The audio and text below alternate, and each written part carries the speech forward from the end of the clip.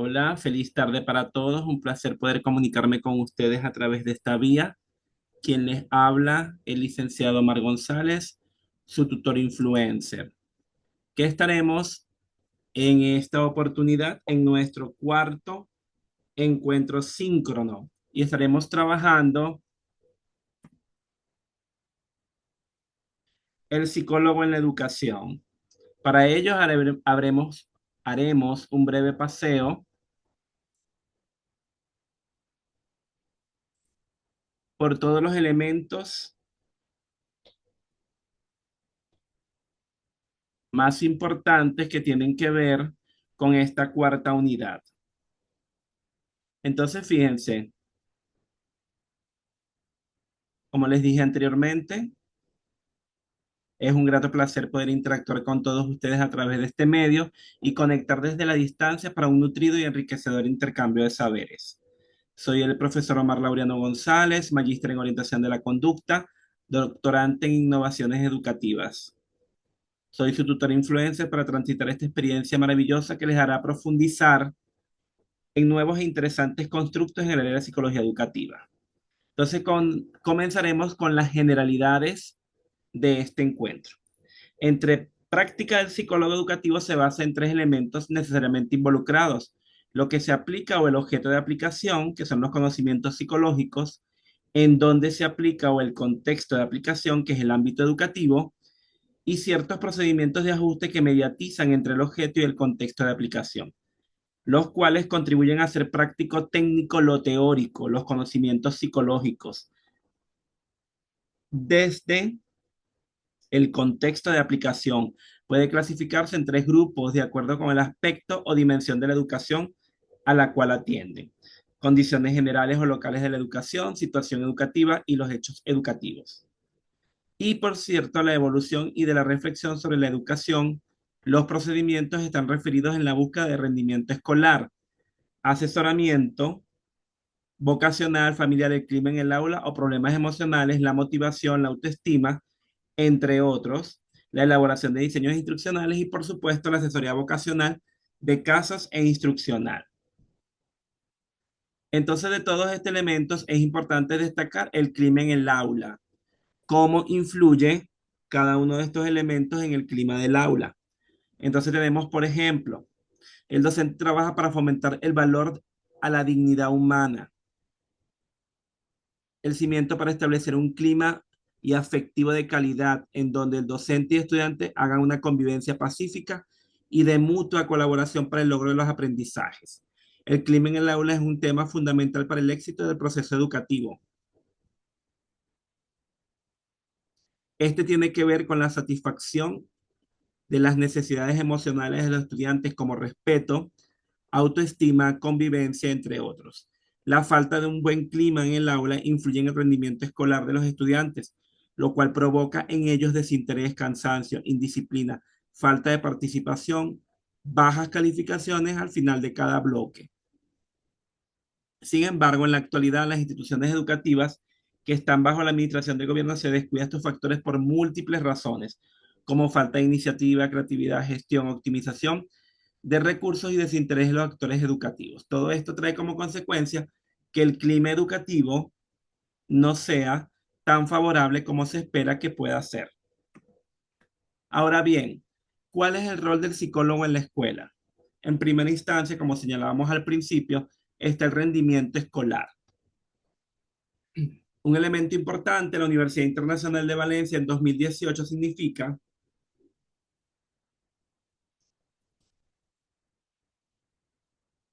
en la atención educativa al desarrollo desde las primeras etapas de la vida, para detectar y prevenir efectos socioeducativos, las discapacidades e inadaptaciones funcionales psíquicas y sociales. En caso de observar problemas de aprendizaje, en algún alumno intervendrá directamente y o apoyará al resto de profesores proponiendo las medidas más adecuadas para tratar cada caso. Esa es una de las características del psicólogo educativo.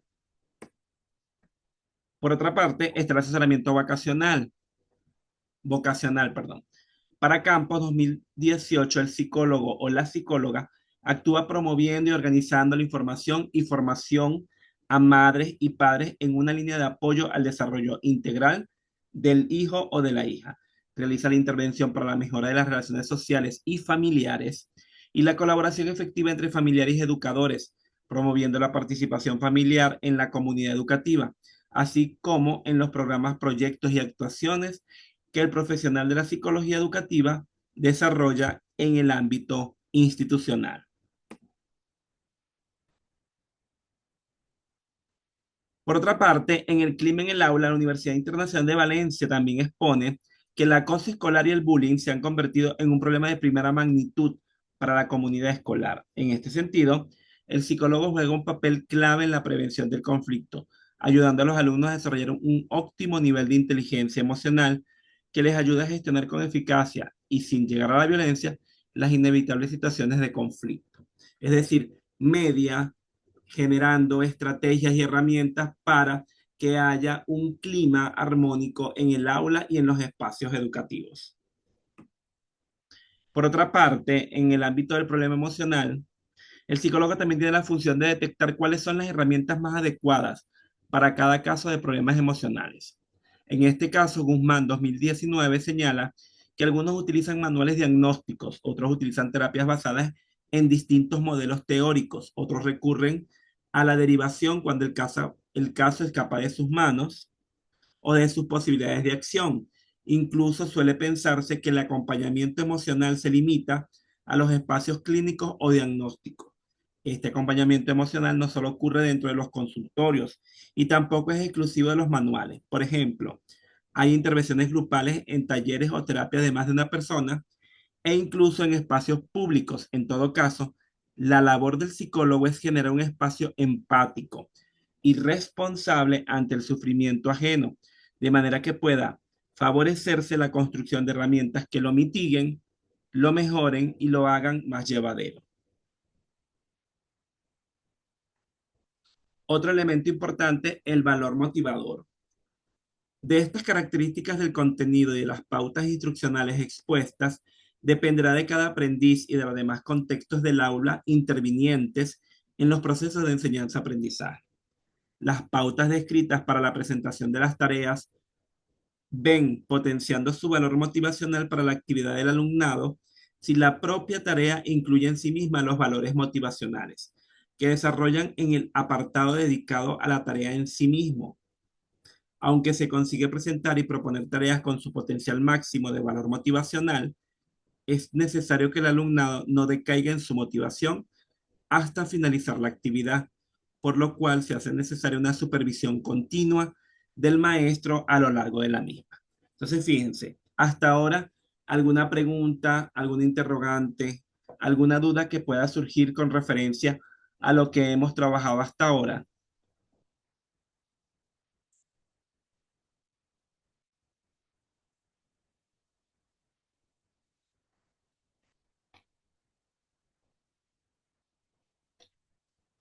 Bien, en el mismo orden de ideas, hablar de problemas de motivación en la escuela y proponer modos de solución son dos cosas distintas.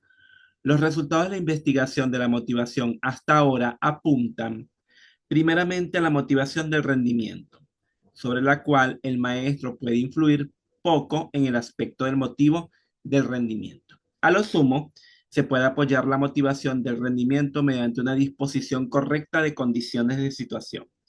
En segundo lugar, la motivación del aprendizaje, a través de la cual el psicólogo intenta con un tiempo corto mejorar la conducta del rendimiento de su alumnado. Por otra parte, otro elemento bien importante a resaltar es la autoestima.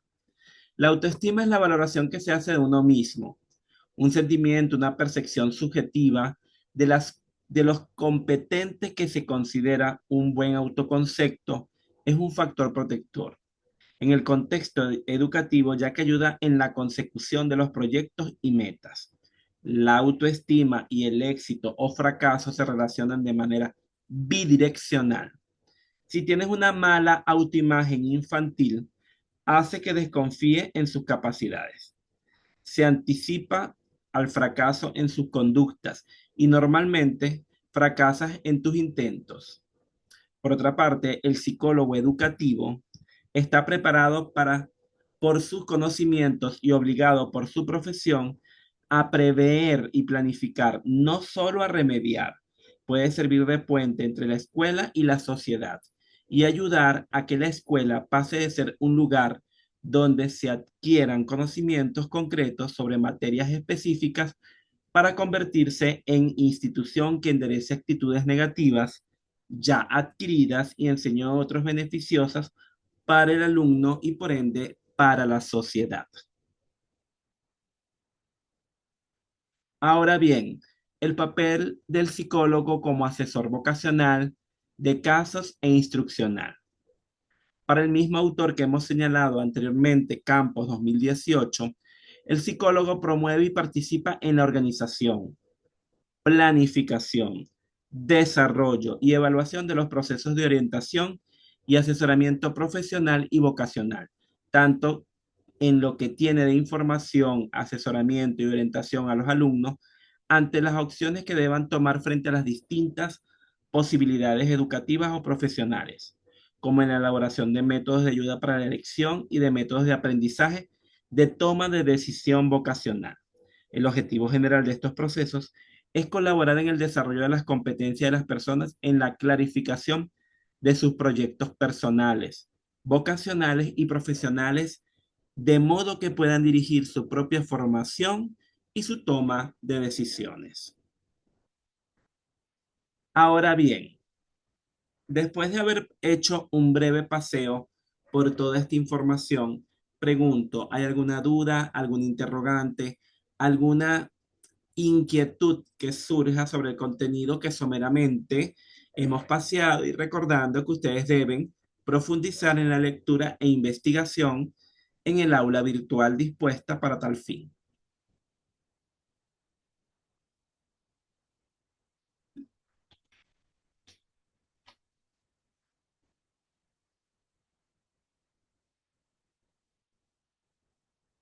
Bien, entonces, nos corresponde hacer nuestra actividad evaluativa, que lleva por nombre Mi rol como psicólogo educativo en un caso real o hipotético. ¿Cuál es el propósito de esta actividad? Que el estudiante aplique los conocimientos adquiridos sobre las funciones del psicólogo educativo para analizar un caso real o hipotético y proponer una intervención psicológica pertinente. Bien, primero vamos a seleccionar el caso. Elige uno de los siguientes casos o uno similar que proponga tu profesor. En este caso, yo estoy proponiendo los siguientes. Un estudiante con bajo rendimiento académico y problemas de concentración. Un adolescente con dificultades para elegir una carrera universitaria. Un grupo de estudiantes con un clima de aula tenso, conflictivo. Y por último, un niño con problemas de autoestima y ansiedad social. Listo, ahí seleccionamos cualquiera de esos casos. Vamos entonces a la segunda fase, que es analizar el caso. Identifica los principales problemas y necesidades psicológicas del estudiante. Relaciona estos problemas con los conceptos teóricos estudiados en clase, rendimiento escolar, motivación, autoestima, clima en el aula, entre otros. Considera las posibles causas de estos problemas. ¿Cuáles son los factores personales, familiares, escolares? Todo el contexto que tiene que ver directamente con lo que está sucediendo. Tercero, la propuesta de intervención. Vas a diseñar entonces un plan de intervención psicológica que incluya objetivos específicos y medibles, actividades y técnicas psicológicas a utilizar, por ejemplo, asesoramiento individual, terapia de grupo, diseño de programas de intervención, cuáles recursos necesitas, materiales, tiempo, personal, y la evaluación de la efectividad de tu intervención. Por último, no menos importante, la justificación explica por qué elegiste cada una de estas estrategias propuestas, fundamenta tu propuesta en los conocimientos teóricos adquiridos y en la evidencia científica. ¿Cómo lo vamos a ver? Importantísimo. La estructura de un informe escrito de 3 a 5 páginas, incluyendo portada, con tus datos y los del trabajo. La introducción, que es la presentación del caso y objetivo del trabajo. El desarrollo, que es el análisis del caso. La propuesta de intervención y la justificación. Y por supuesto, las conclusiones. La bibliografía que no puede faltar. en formato Arial 1.12, interlínea 1.5, márgenes estándar, lo que establece el manual de la universidad. ¿Cuáles son los criterios que vamos a utilizar para evaluar la comprensión de conceptos? Demuestra un sólido conocimiento de los conceptos teóricos relacionados con el caso, y eso tiene una ponderación.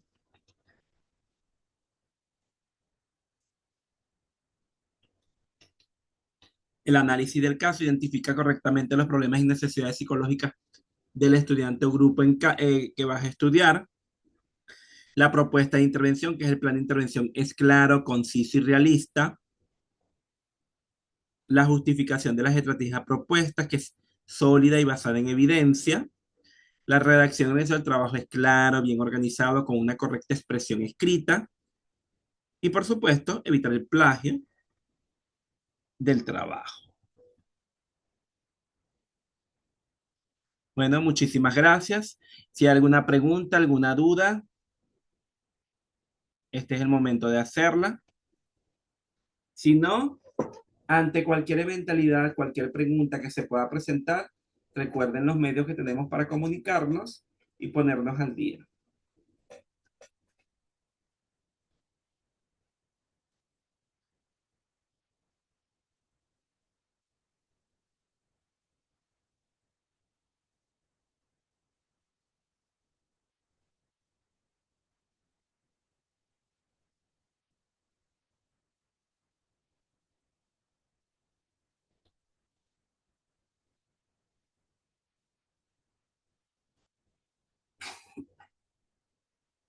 Feliz noche para todos, que estén muy bien.